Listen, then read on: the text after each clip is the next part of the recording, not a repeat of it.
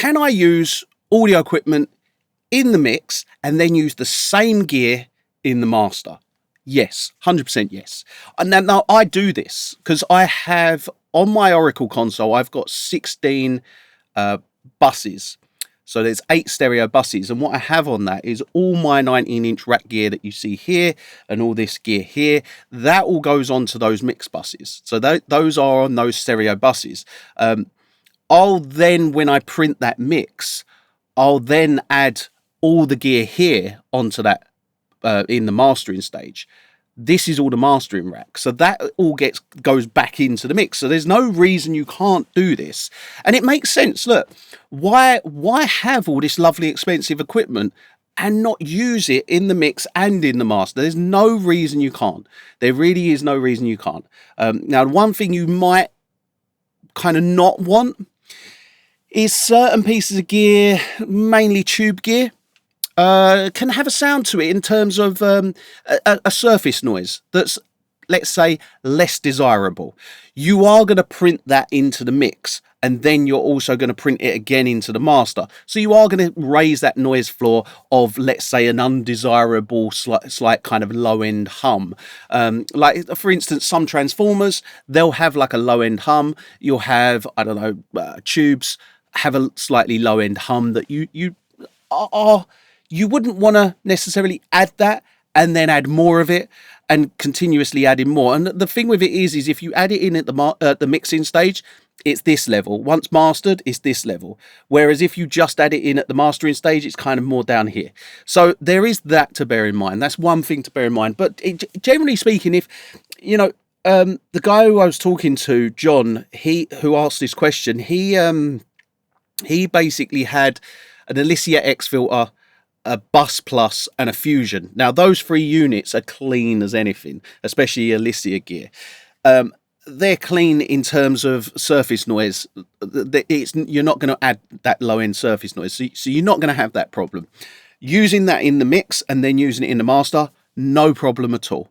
I would encourage that, and the reason being is because, like, look, if we're going to spend all this sort of money on analog gear, use it as much as possible. Use it at tracking. When tracking, use it.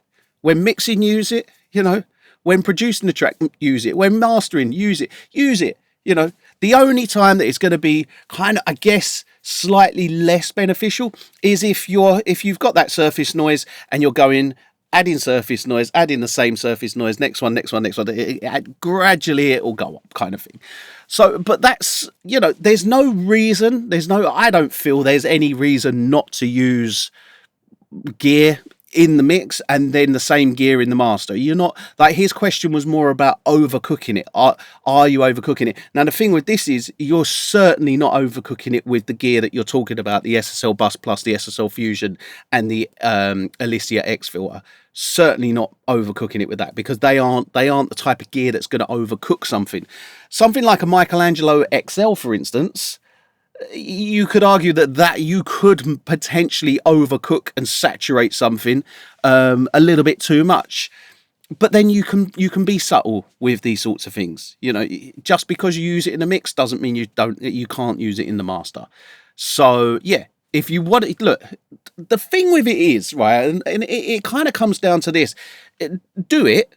If you like how it sounds, do it again. As long as it sounds good, there's no fundamental kind of like, no, you cannot do that, or yes, you can do that. Does it sound good? Do you like the end result? That's what's important. So, you know, that's what I'd say on the matter. And look, here's the thing. I do this. I use it in the mix. I use the gear in the mix. I use it in the master. I use it. If I was tracking, I'd use it when tracking.